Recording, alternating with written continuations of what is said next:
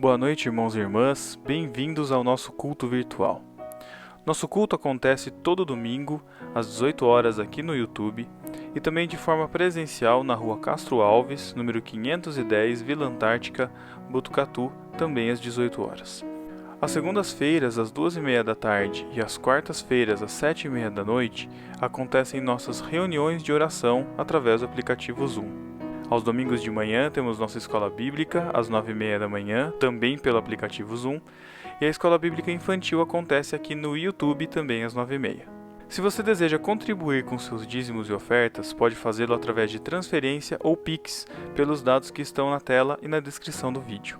Inscreva-se em nosso canal, curta nossos vídeos e compartilhe o culto com outras pessoas. E vamos então prestar culto ao nosso Deus.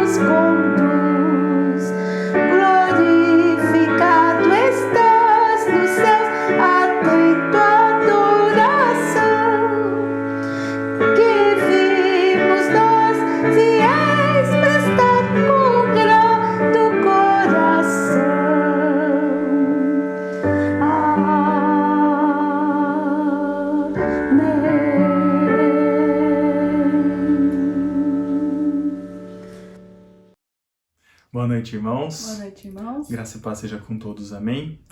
Estamos reunidos aqui, mais um domingo, prontos para louvar e engrandecer o nome do Senhor, amém. Que é digno, que é santo, que nos deu vida quando nós já estávamos mortos em nossos delitos e pecados, e é por isso que nós vamos louvar o nome dele agora.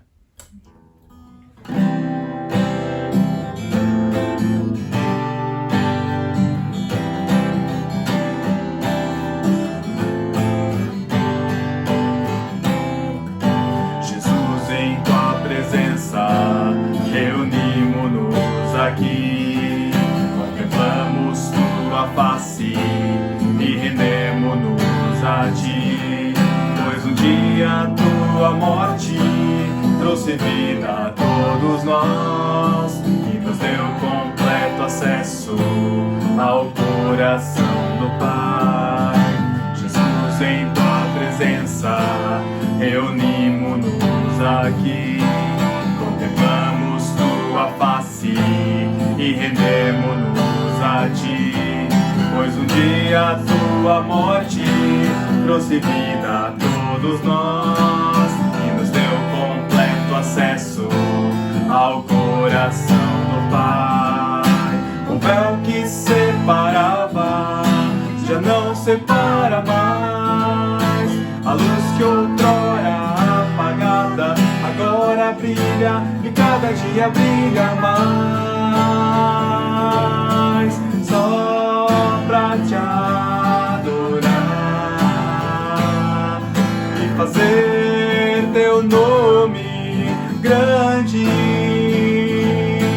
e te dar o louvor que é devido. Estamos nós aqui só pra te adorar e fazer teu nome grande, grande, e te dar o louvor que é devido. Estamos nós aqui, estamos nós aqui, estamos nós aqui. Amém, glórias ao nome do nosso Senhor. Nós agradecemos a Ele, louvamos ao nome dEle, porque temos acesso ao Pai. E temos também a Ele, o nosso refúgio e fortaleza, socorro bem presente. Eleva os olhos para o monte, de onde me virá o socorro? O meu socorro vem do Senhor, que fez os céus e a terra. Amém? Amém.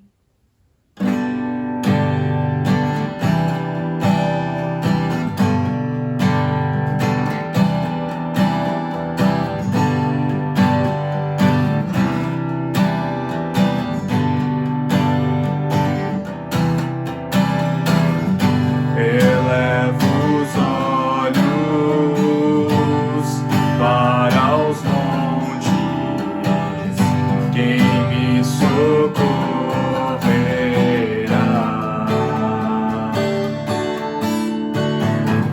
Daquele que fez o universo, a salvação virá. Elevo os olhos para os montes, quem me socorrerá?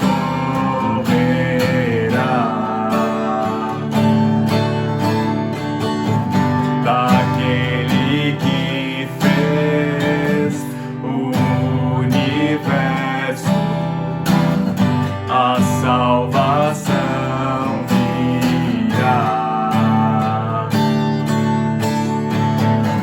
De ti preciso, ó Deus, és minha esperança, teu é o meu louvor.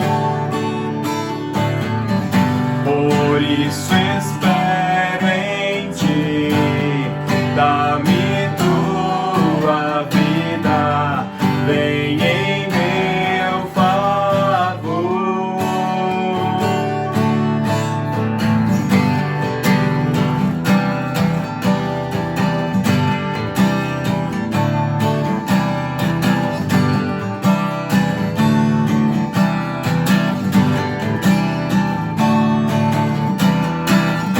Elevo os olhos para os montes, quem me socorrerá?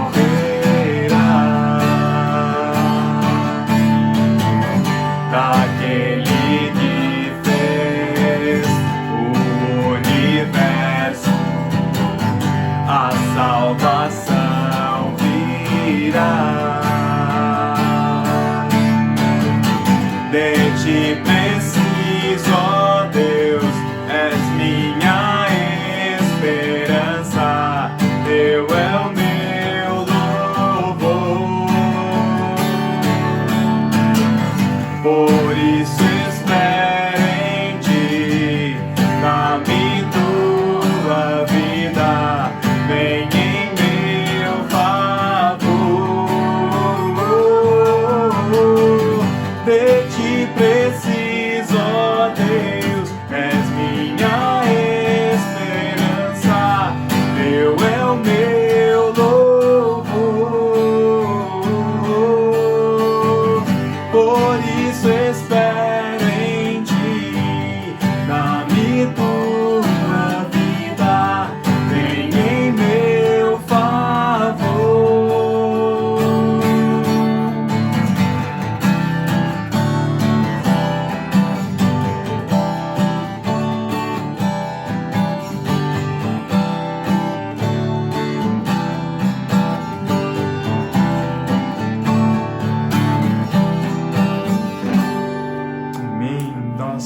te agradecemos, Senhor, e te louvamos porque o Senhor se faz o nosso refúgio e fortaleza, socorro bem presente nas nossas tribulações, ó Pai. Por isso, ó Deus, nós queremos confiar no Senhor a cada dia mais e mais. Queremos obedecer ao Senhor e aos teus mandamentos, Pai. Nos ajuda, Pai, a nos entregarmos e descansarmos no Senhor, porque o Senhor é fiel e o Senhor cuida de nós, ó Pai. Nos ajuda, Senhor.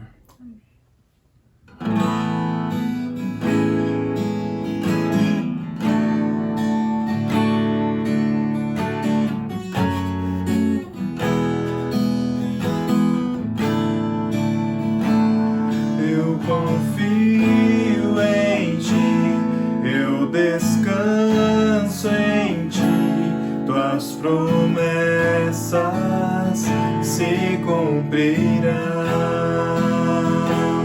Eu espero em Ti, eu me alegro em Ti, os Teus planos jamais se frustrarão,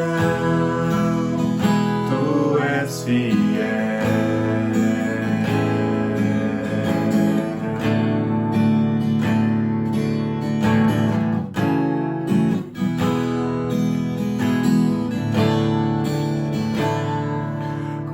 Confiar, entregar-me a Ti, descansar, crer no Teu agir. Tua palavra jamais falhará. Tu és fiel e para sempre serás, mesmo quando os meus olhos não podem ver. Sei que estás agindo em meu viver. Eu confio em Ti, eu descanso em Ti, Tuas promessas se cumprirão. Eu espero em Ti, eu me alegro em Ti, os Teus planos jamais se frustrarão. Tu és fiel.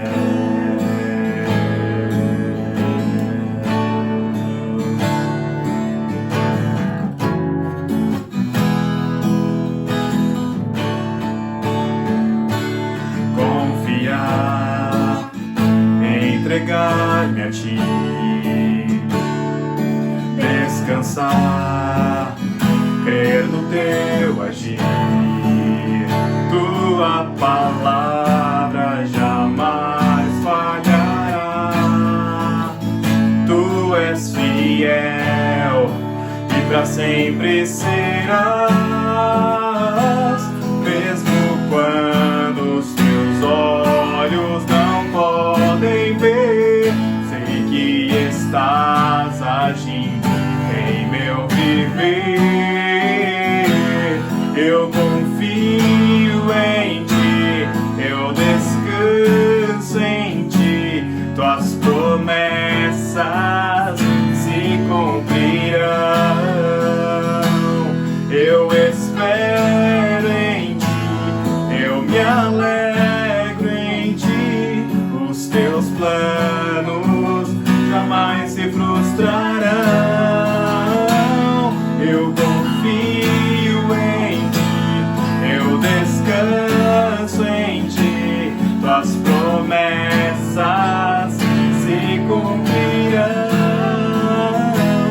Eu espero em Ti, eu me alegro em Ti, os Teus planos jamais se frustrarão. Tu és fiel.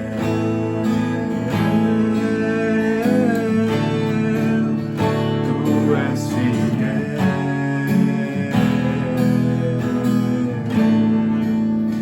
Tu és fiel. Ó Senhor, nós te agradecemos pela Tua fidelidade e bondade, Pai, pelo Teu cuidado e pela Tua proteção para conosco, Pai. Louvamos o teu nome, ó Deus, e rendemos graças ao Senhor, porque o Senhor é bom, porque a tua misericórdia dura para sempre, ó Pai. Nós te agradecemos, Senhor, e te louvamos. Que o Senhor receba o nosso louvor e adoração da tua igreja, Pai, para honra e glória do teu nome, Senhor. Amém. Amém. Amém. Que Deus te abençoe. Deus abençoe. Meus irmãos, pela graça nós estamos reunidos mais uma vez como igreja, neste culto online, para compartilhar deste momento de louvor e de adoração e de palavra do Senhor para as nossas vidas.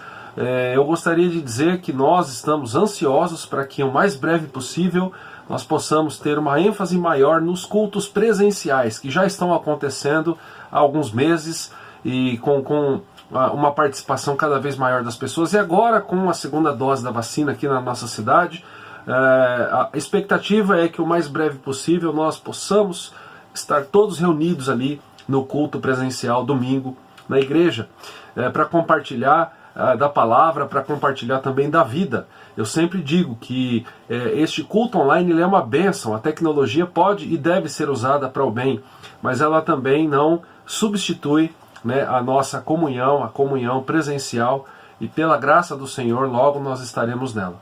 Eu gostaria de compartilhar um assunto com você nessa ocasião.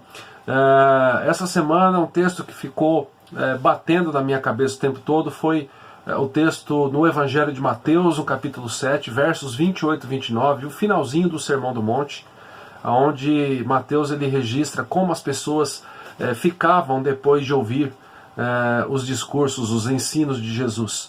Então em Mateus 7, versos 28 e 29, o texto nos diz assim: quando Jesus acabou de proferir estas palavras, o Sermão do Monte, estavam as multidões maravilhadas da sua doutrina, porque ele as ensinava como quem tem autoridade, não como os escribas.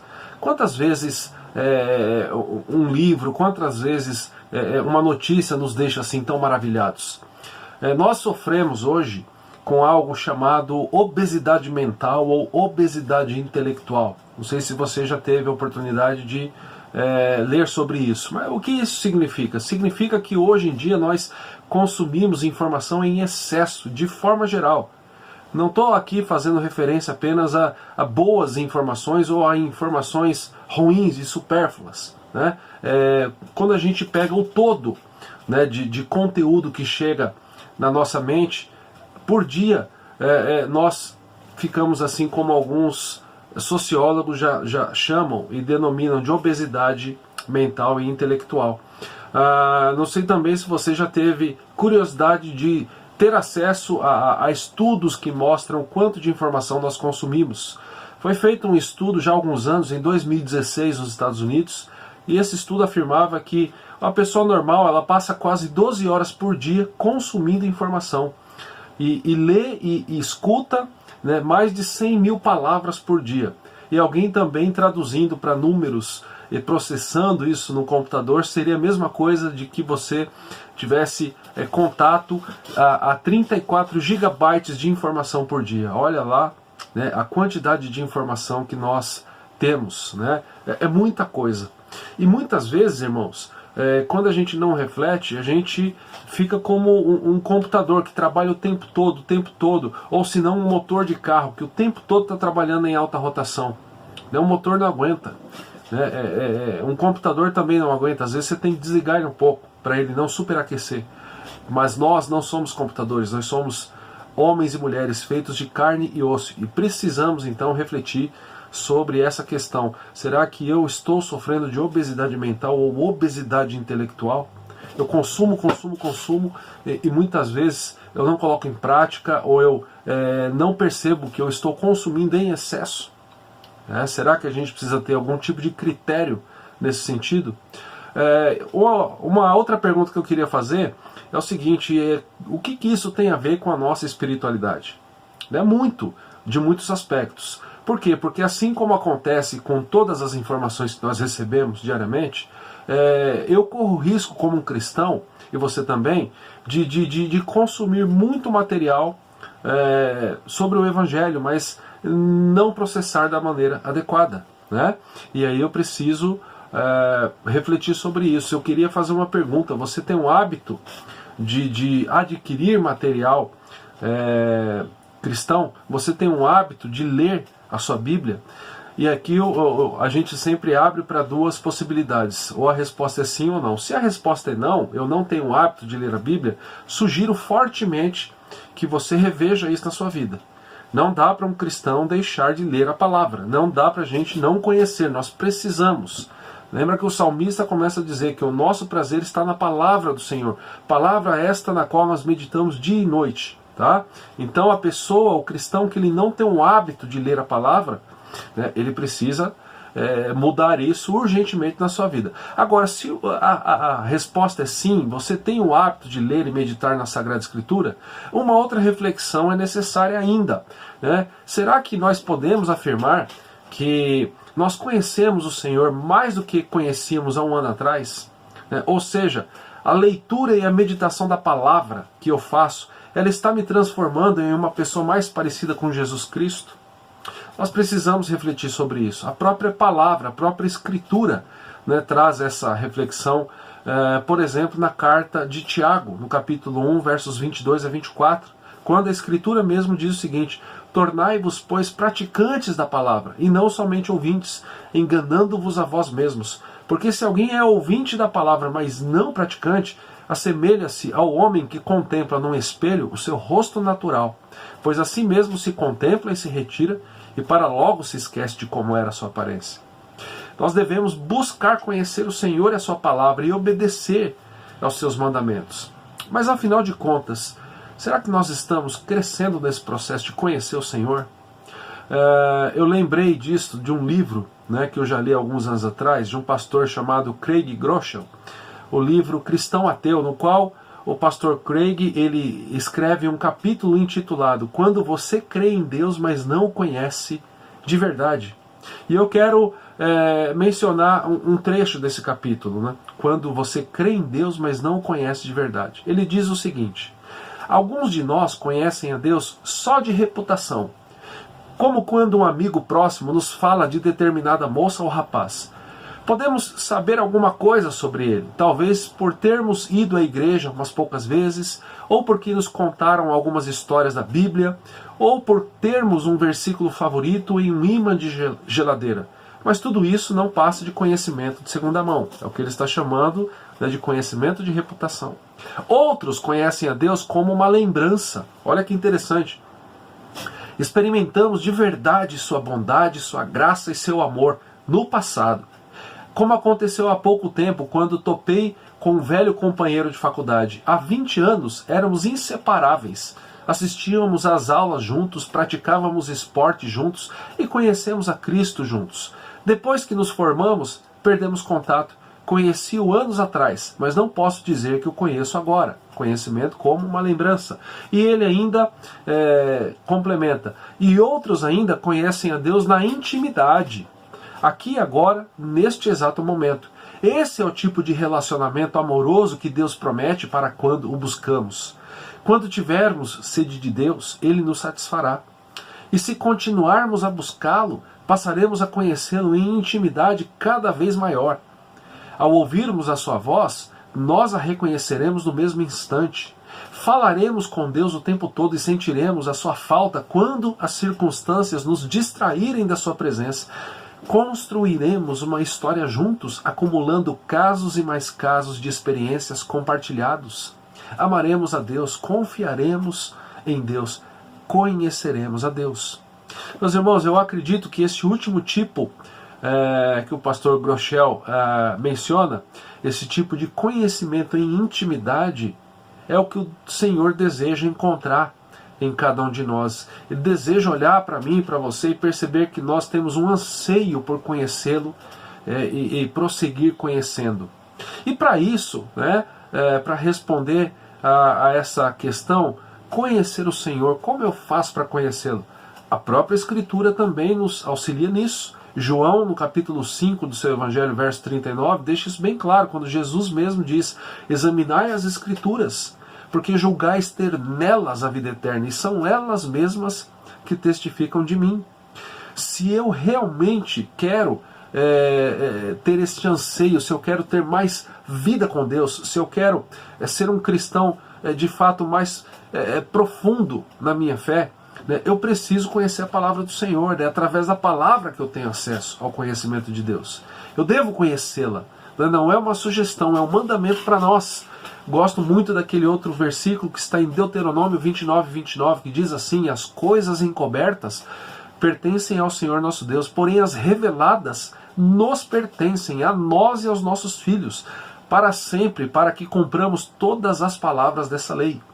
Então, se eu paro por um instante e eu penso o seguinte: eu não estou crescendo tanto no conhecimento do Senhor, aí a gente vai para esses 2 versículos de Mateus e para ver o porquê que nós devemos e como nós devemos entender o texto para nos maravilharmos assim como as pessoas ficavam maravilhadas com o ensino de Jesus. Olha lá Mateus capítulo 7, o texto que nós lemos. Quando Jesus acabou de proferir estas palavras, o Sermão do Monte, estavam as multidões maravilhadas da sua doutrina. Por quê? Porque ele as ensinava como quem tem autoridade e não como os escribas. Meus irmãos, o que Mateus relata aqui é que quando Jesus ele termina o Sermão do Monte, a grande multidão fascinada estava ali ouvindo, né, e em um estado de espanto.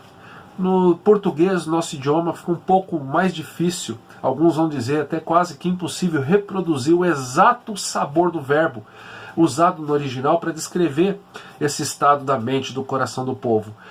Algumas outras versões trazem palavras que nos auxiliam nisso. Por exemplo, quando a gente vai para a versão atualizada, o termo que estará no texto ali, as pessoas estavam maravilhadas. Na Almeida Corrigida, o termo vai dizer o seguinte: admirou-se a multidão. Ainda na Bíblia de Jerusalém, Bíblia Católica, o texto vai mostrar que as pessoas estavam extasiadas. Ainda uma outra tradução diz o seguinte: as pessoas estavam atônitas e dominadas de perplexa admiração.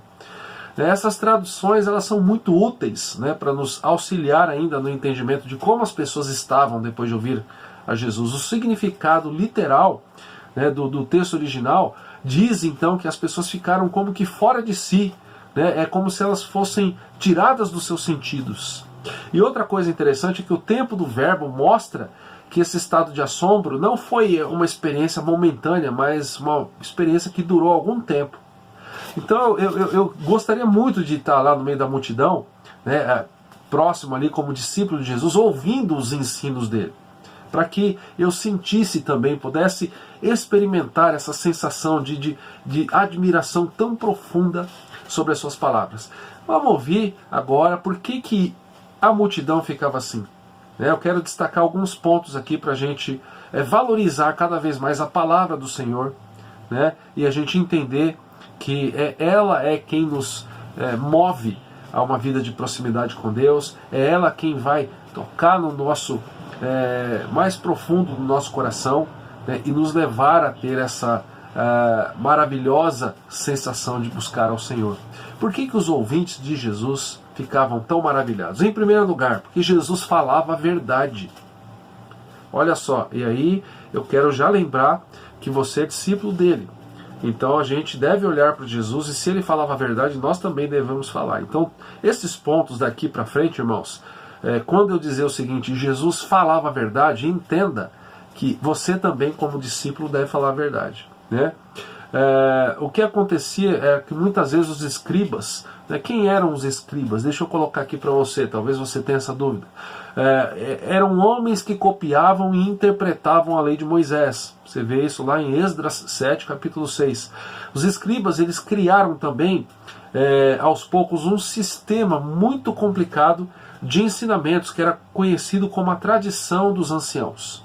Você pode ver isso no capítulo 15 de Mateus, né, versos 2 até o verso 9. Então eles eram homens que copiavam e interpretavam a lei de Moisés.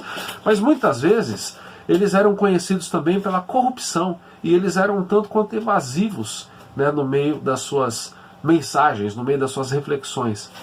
Então você imagine a situação: as pessoas acostumadas a ouvirem os escribas, muitas vezes interpretando erroneamente, muitas vezes atrapalhando, né, a disseminação da mensagem. Por quê? Porque as pessoas não tinham confiança no mensageiro, mas quando ouviam a Jesus, percebiam que Jesus falava a verdade, né? textos interessantes para você ver depois, João 14:6, capítulo 18 de João, verso 37, depois você dê uma olhada lá. Então, em primeiro lugar, ele falava a verdade. E quando ele falava a verdade, as pessoas ficavam maravilhadas. Em segundo lugar, Jesus apresentava assuntos de grande relevância, de questões de vida, morte e eternidade. Eu aconselho você a fazer da leitura do Sermão do Monte uma leitura muito prática na tua vida, uma leitura que você volta e meia volta a ela. Ela precisa fazer parte da nossa agenda, porque o Sermão do Monte ele é muito prático. Qualquer pessoa pode perceber como Jesus ele toca em assuntos como relacionamentos, como a questão da prioridade que Deus deve ter na nossa vida, como falar a verdade, como quem é o cristão, a nossa identidade, nós somos sal da terra e luz do mundo, como eu devo agir com aquele que me decepciona. São questões altamente práticas. Leia lá Mateus 5, 6 e 7. E você vai perceber ele então falando desses assuntos de grande relevância. E com frequência também, um destaque negativo mais uma vez para a vida dos escribas, eles gastavam o tempo dele em trivialidades. Então as pessoas estavam acostumadas a perceber muita enrolação por parte dos escribas. E Jesus apresenta então o Evangelho como algo muito prático, muito tranquilo de ser vivido no sentido do entendimento. O Evangelho não é uma verdade intelectual para a gente guardar como a gente guarda um livro aí na estante aí atrás. O Evangelho é para ser vivido na vida, os aspectos práticos. E isso as pessoas viam também nos ensinos, no discurso de Jesus. Uma terceira característica aqui é que havia uma sistemática na pregação de Jesus. E mais uma vez isto diferenciava dos escribas. Os escribas eles tinham o seu Talmud. O que era o Talmud? Era a coleção de escritos dos judeus, e dentro dessa coleção o que ela continha? Ela continha explicações e tradições referentes à lei de Moisés. Foi escrito ali entre o 3º e o 6º século da era cristã. E com frequência, nos seus ensinos, alguns historiadores vão dizer que os escribas eles divagavam sem parar. Eles entravam em um assunto, iam para outro, e muitas vezes as pessoas não entendiam nada. E Jesus ele era muito claro. Mais uma vez, leia o Sermão do Monte, você vai perceber isso.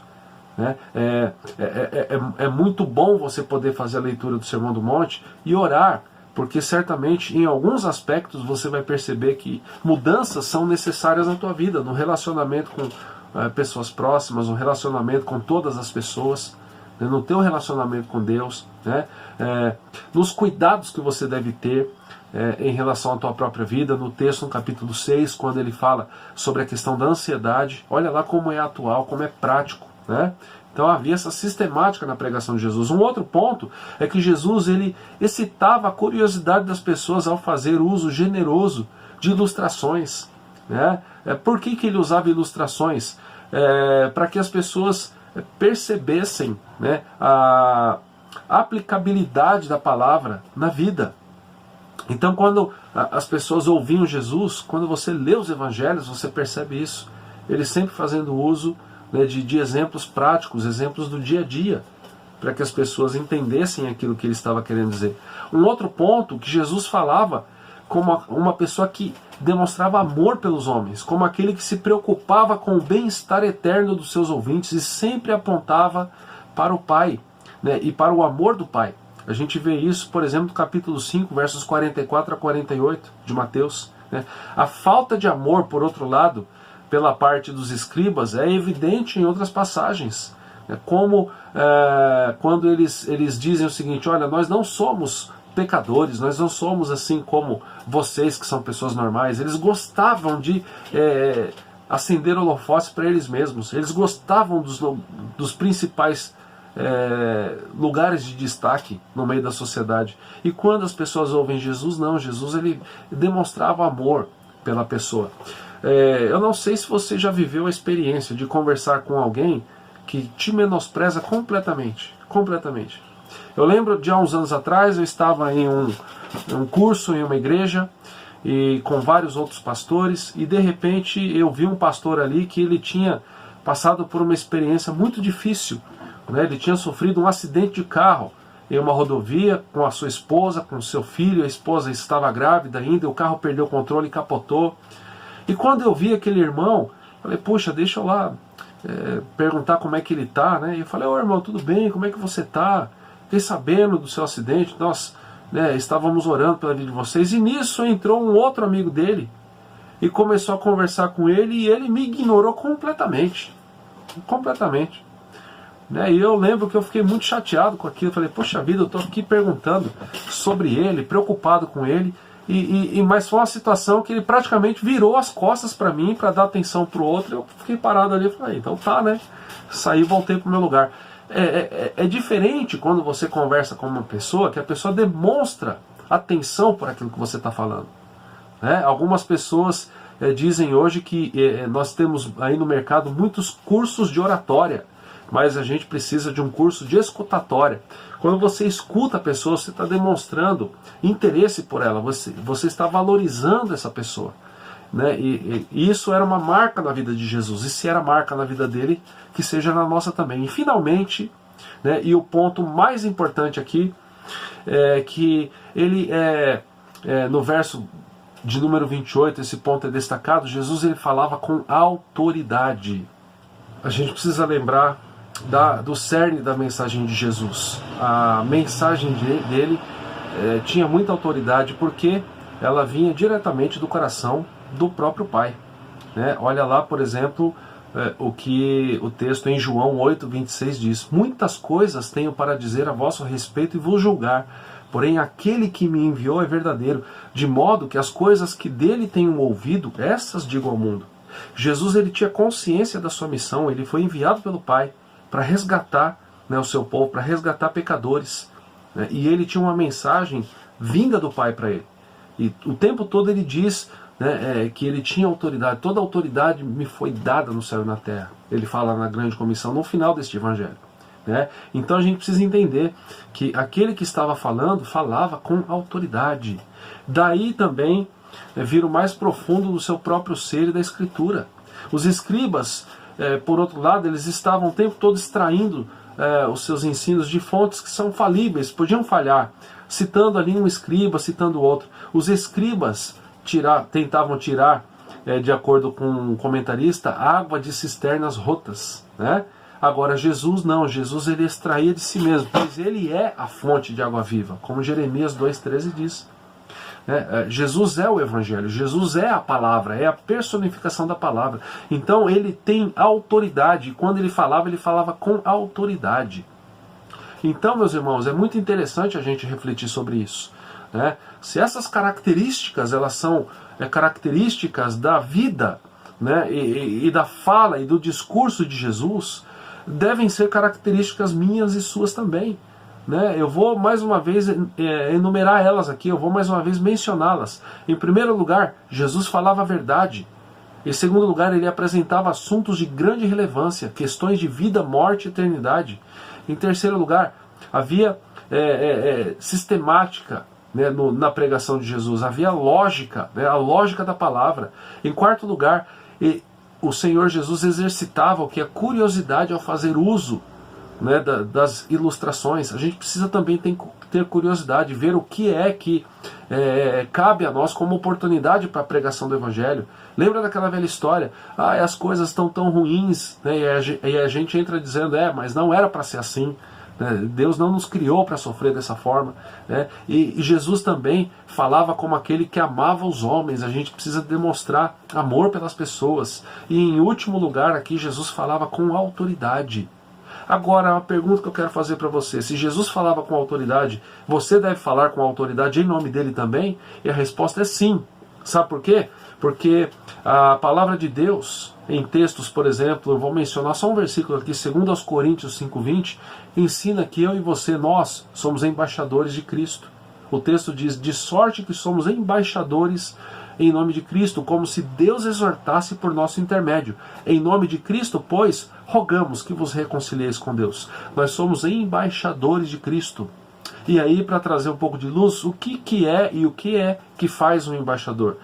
O embaixador é uma pessoa que foi incumbida de uma missão pública, né? E uma missão talvez, em alguns casos, particular, né? E nós, como cristãos, né, devemos então levar essa mensagem. A nossa missão é ser o povo de Deus, né, agindo de acordo com o reino do Senhor aqui no mundo.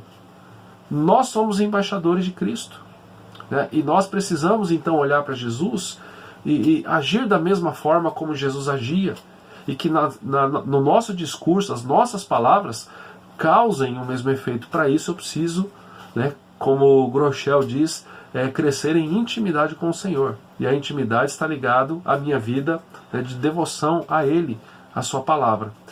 Para que a gente possa refletir e praticar à luz dessa curta mensagem, eu queria fazer algumas perguntas para você. Em primeiro lugar, como cristão, eu conheço o meu Deus em intimidade?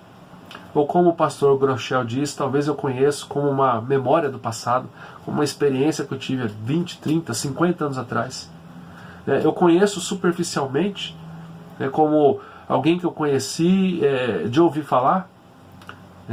Agora, será que eu tenho vivido o meu dia a dia de forma a crescer na graça e no conhecimento dele, como Pedro diz? Segunda reflexão, eu posso afirmar sem medo de errar que eu estou crescendo, né, neste conhecimento do Senhor e da sua palavra, que hoje eu conheço mais Ele do que eu conhecia há um ano atrás? E em terceiro lugar, e a última reflexão, as pessoas me veem, me enxergam como um discípulo de Jesus?